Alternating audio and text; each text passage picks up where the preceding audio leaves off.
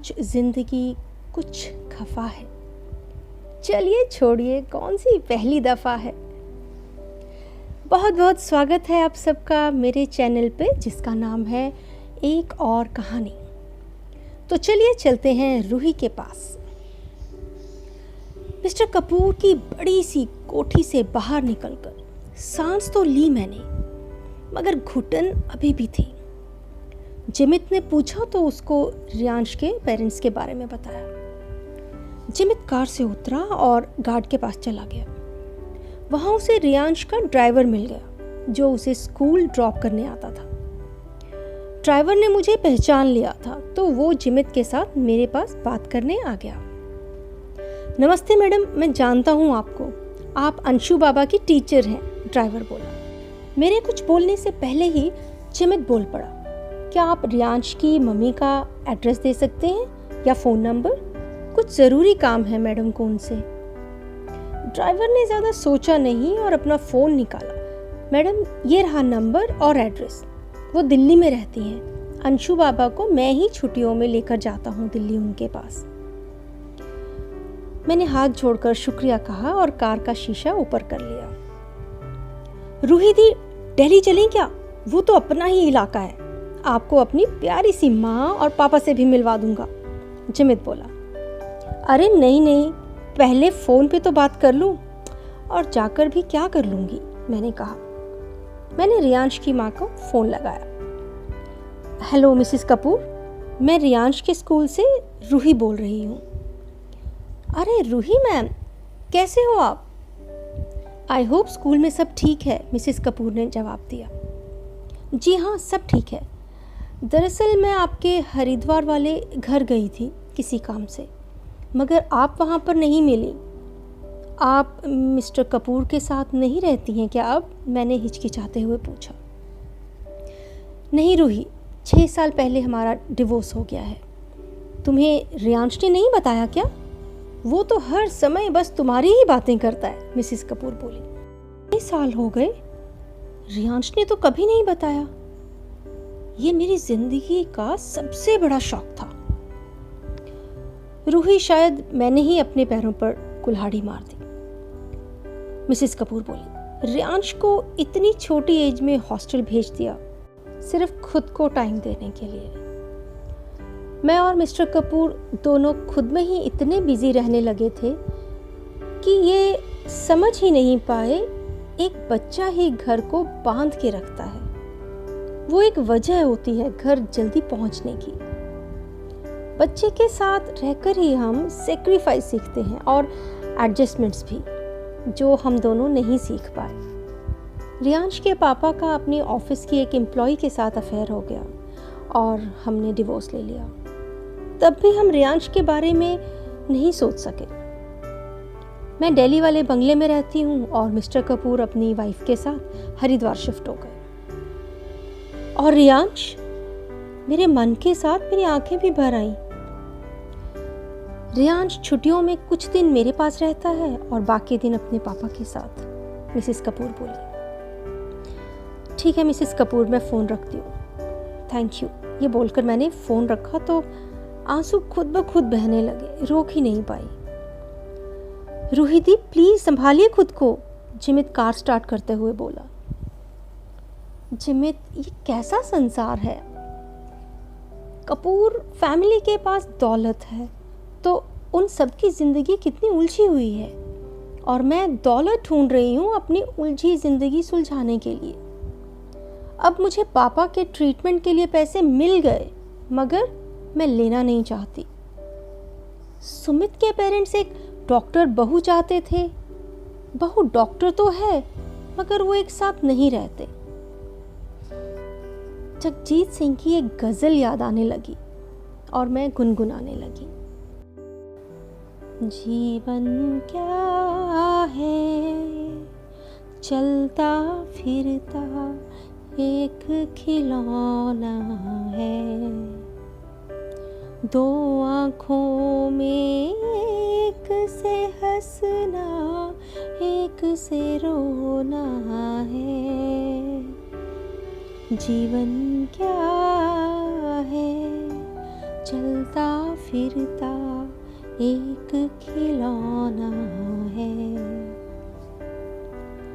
जो चीज चाहे वो हो जाए, कब ऐसा होता है। हर जीवन जीने का समझौता होता है। अब तक जो भी होता आया वो ही होना है।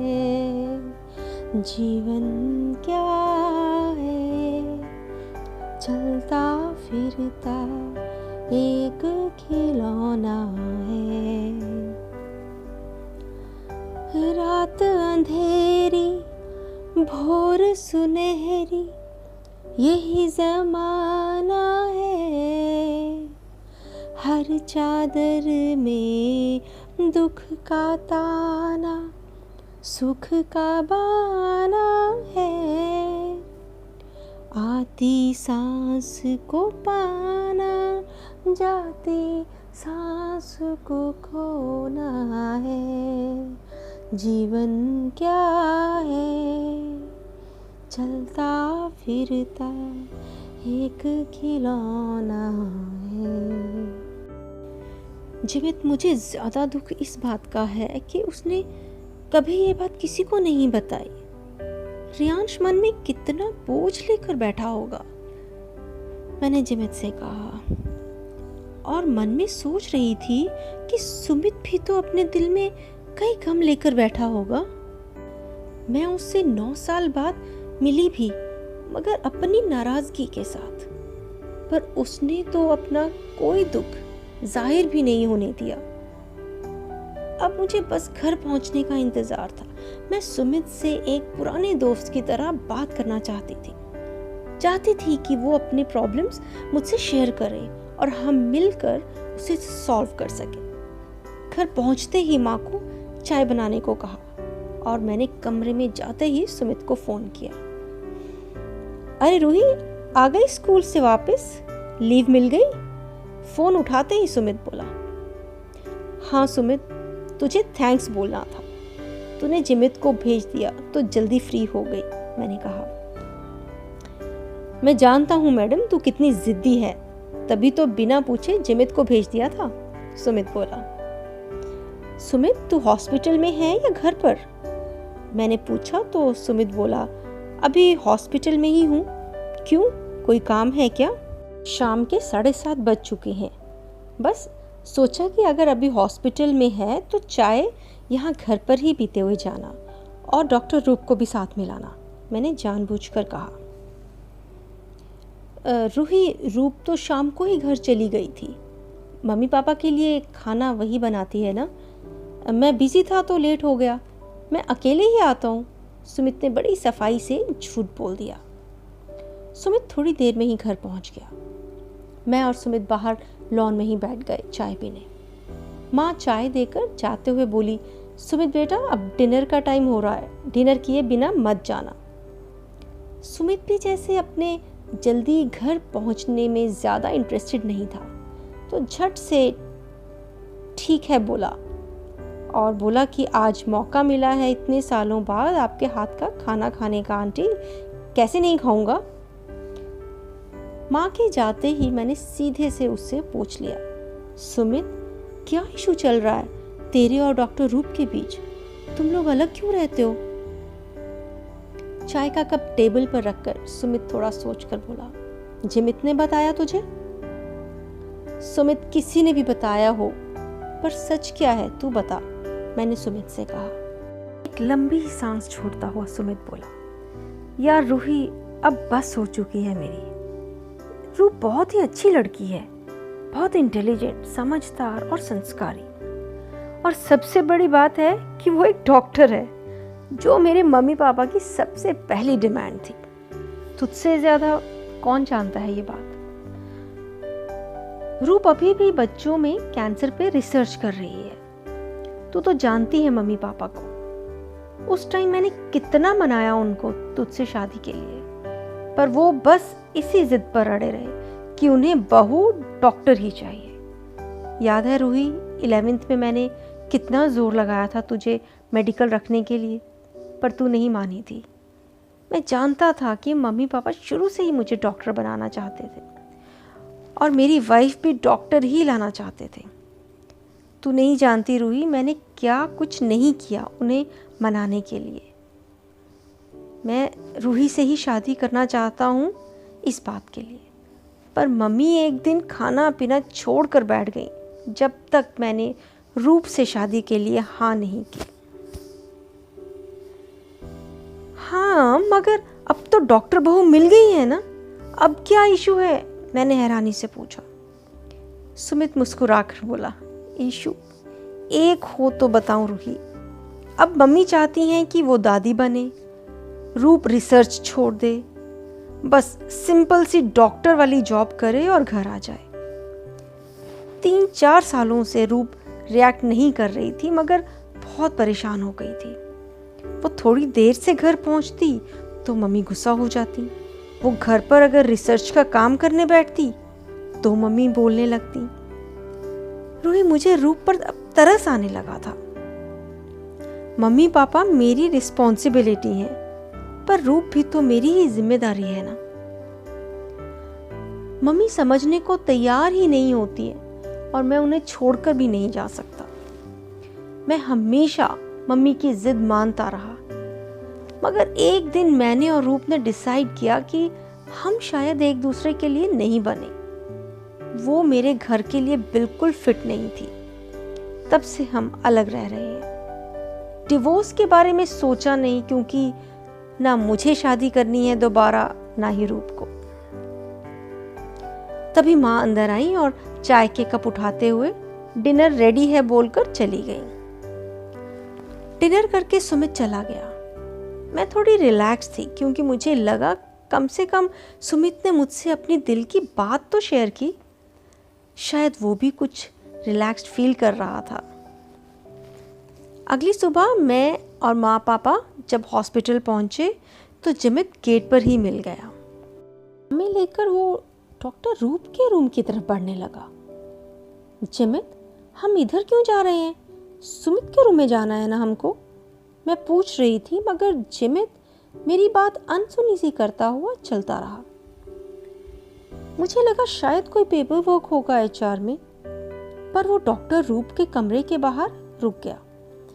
उसने दरवाजा खोला और हमें अंदर आने का इशारा किया। मैं बस सोचती ही रह गई, कुछ बोल नहीं पाई और माँ पापा के पीछे पीछे अंदर चली गई। डॉक्टर रूप अकेली थी कमरे में। वो अपनी कुर्सी छोड़कर उठ गई और हमें विश किया। फिर जिमित से सुमित को फोन करने के लिए कहा।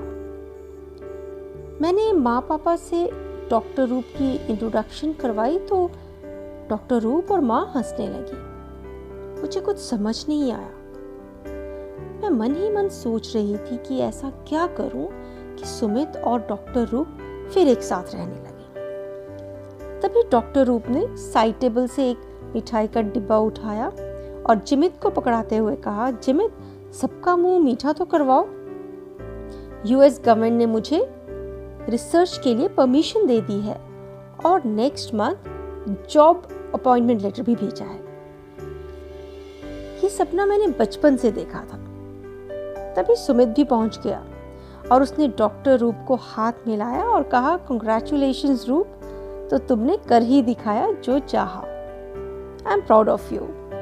अरे रूही, तुम भी रूप को कांग्रेचुलेट करने आई हो?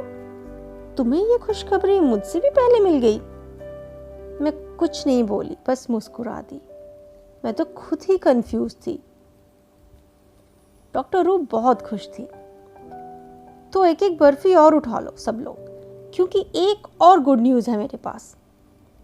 सुमित एक्साइटेड था उसकी बात सुनकर। बोला, बताओ रूप, आज का तो दिन ही गुड न्यूज से स्टार्ट हुआ है। अरे ये क्या? डॉक्टर रूप, जिमित और माँ तीनों एक दूसरे को देखकर हंसने लगे। माँ क्या हुआ? मैंने माँ से पूछा। तो माँ बोली, जिमित बताएगा। बोलो जिमित। माँ क्या पहेलियां बुझा रहे हो? बोलो जिमित, क्या हुआ? मैंने हैरानी से जिमित की तरफ देखते हुए कहा। रूप मैम आप बताइए, जिमित बोला। डॉक्टर रूप ने बोलना शुरू किया। सुमित, तुम जानते हो मुझे एक ही शौक है, बस पढ़ते रहने का। मेरा रिसर्च वर्क शायद 5 साल में खत्म हो या 10 साल में भी खत्म हो सकता है। मुझे इन दिनों में समझ आया कि मुझे शादी करनी ही नहीं चाहिए थी। मैं शादी वाला मटेरियल ही नहीं हूँ। कल रात को रूही की मॉम ने जिमित को फोन किया और तुम्हारे और रूही के रिलेशन के बारे में बताया। आज सुबह जब मैंने जिमित को बताया कि मैं यूएस जा रही हूँ, तो जिमित ने मुझे रूही के बारे में बताया। तो हमने डिसाइड किया है कि मैं तुम्हें डिवोर्स दूंगी और तुम रूही से शादी करोगे। बीच में ही बोल पड़ी, डॉक्टर रूप, वो एक बीता हुआ कल था। वो पल, वो लम्हे सब दफन हो चुके हैं। अब मैं और सुमित सिर्फ दोस्त हैं, और वो भी बहुत अच्छे वाले। आप प्लीज अपनी शादी को बचा लीजिए। सुमित भी तो आपके साथ यूएस जा सकता है। नहीं रूही, सुमित मेरा बहुत अच्छा दोस्त है, मेरा प्यार मगर मेरी रिसर्च है। मैं सुमित को ज़बरदस्ती ड्रैग नहीं करना चाहती। और सुमित के मम्मी पापा भी तो हैं यहाँ, और उनकी देखभाल भी तो सुमित की जिम्मेदारी है। डॉक्टर रूप मुझे कन्विंस कर रही थी। डॉक्टर रूप, मगर सुमित के मम्मी पापा 9 साल पहले डॉक्टर बहू चाहते थे, तो आज भी तो डॉक्टर चाहते हैं ना, मैंने कहा। डॉक्टर रूप सुमित की तरफ देखकर बोली, सुमित, अब इतना तो मना लो यार अपनी मॉम को। जिंदगी ने तुम्हें दोबारा मौका दिया है रूही के साथ जीने का, अब इसे मत कमाओ। और शायद इस डॉक्टर बहू से उनकी तसल्ली भी हो गई होगी अब तक। और ये सुनकर सुमित, जिमित और डॉक्टर रूप ठहाका लगाकर हंस पड़े। मैंने कभी सपने में भी नहीं सोचा था कि मेरी किस्मत में एक दिन अचानक ऐसा फिल्मी मोड़ आएगा। उसी शाम को सुमित अपने मम्मी पापा के साथ घर भी आ गया, और उसकी मम्मी ने झट से मेरे हाथों में कंगन भी पहना दिए। वो दिन मेरी आंखों में आज भी घूम रहा था जब मैं बड़ी हिम्मत करके सुमित के घर गई थी आंटी से बात करने। पर आंटी ने मुझसे कहा था कि रूही, तुम बहुत अच्छी लड़की हो, मगर मैं सुमित के लिए एक डॉक्टर को ही उसकी लाइफ पार्टनर बनाना चाहती हूँ। बहुत रोई थी मैं उस दिन, और उस दिन भी ना जाने क्यों 2 आंसू फिर छलक गए थे। आंटी सामने से उठकर आई और मेरे आंसू पोंछने लगी। शायद वो भी सॉरी फील कर रही थी मन ही मन। 2 हफ्ते बाद ही मंदिर में हमारी शादी हो गई। डॉक्टर रूप चाहती थी कि उनके यूएस जाने से पहले हमारी शादी हो जाए। आज शादी के 2 साल बाद सब लोग फिर इकट्ठा हुए हैं हमारे घर पर। डॉक्टर रूप भी आई हैं। हमारे बेटे का नामकरण है आज। मालूम है क्या नाम रखा है हमने अपने बेटे का? जी हाँ, रियांश। यही नाम रखना चाहती थी मैं, मगर एक ही नाम के 2 बच्चे एक ही घर में कैसे रह सकते हैं? सुमित के बिना जिंदगी के 9 साल सिर्फ खालीपन और आंसुओं से भरे हुए कटे थे। अब कुछ और साल रियांश की याद में काटती तो सुमित के मिलने की खुशी तो अधूरी ही रह जाती ना। बहुत मुश्किल से ही सही, मगर सुमित ने मिस्टर कपूर को मना ही लिया था। रियांश हमारे घर पर ही रहता है अब मेरे साथ। सुमित की एहसानमंद रहूंगी हमेशा। उसने रियांश को मेरे घर लाकर मेरी अधूरी खुशियों को पूरा किया है। डॉक्टर रूप ने हमारे बेटे को नाम दिया है सुमिर। सुमित और रूही का सुमिर। किसी ने कहा है, ना चाहत के अंदाज अलग, ना दिल के जज्बात अलग, थी सारी बात लकीरों की, तेरे हाथ में अलग, मेरे हाथ में अलग। फिर पुराना मौसम लौटा का सफर आज खत्म होता है। जल्दी मिलेंगे एक नए सफ़र में। तब तक के लिए शुक्रिया एंड टेक केयर।